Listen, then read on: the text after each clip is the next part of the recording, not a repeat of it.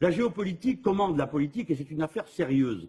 Donc, nous avons besoin de frapper en utilisant les arguments qui nous servent. 1, la coalition. 2, pardon, monsieur Pujadas, en finir avec les ambiguïtés. Parce que c'est, heureusement que depuis 3 jours, on peut enfin dire que l'Arabie Saoudite et le Qatar sont des pays suspects. Mais on n'avait pas le droit de le dire jusqu'à il y a encore quelques jours. Enfin, je sais bien, mais tout le monde n'avait pas le droit de le dire. Que la Russie peut être un allié et un partenaire et non pas un adversaire abominable comme cela a été caricaturé. Et enfin, que tout de même, le grand non-dit, c'est la question des financements.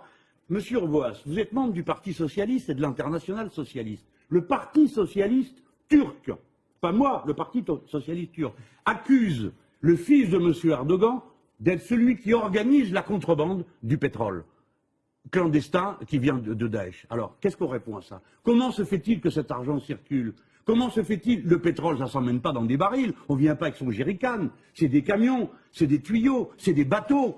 Comment on n'est pas capable d'arrêter ça? Donc, monsieur le maire avait raison de dire il y a un instant, on a des raisons de se demander si on veut vraiment en finir avec Daesh ou si, au fond, ce groupe n'a pas été instrumentalisé par toutes sortes de gens. Pourquoi? Pour une bataille classique entre puissances régionales, parce qu'à la fin des fins, c'est une bataille de puissances régionales, les Turcs, les Iraniens, les Émirats, tout le monde a les doigts là-dedans. Et on fait comme si c'était une question religieuse, une question de tel ou tel. Bien sûr qu'il y a un aspect religieux, mais le fond de l'affaire est aussi vieux que le monde. C'est des luttes pour le territoire et l'accès aux matières premières. Donc, monsieur David Pujadas, je me pose la question de savoir si vraiment tous ceux qui disaient qu'ils voulaient en finir avec Daesh avaient vraiment envie de le faire. Mais maintenant, ils ne peuvent plus.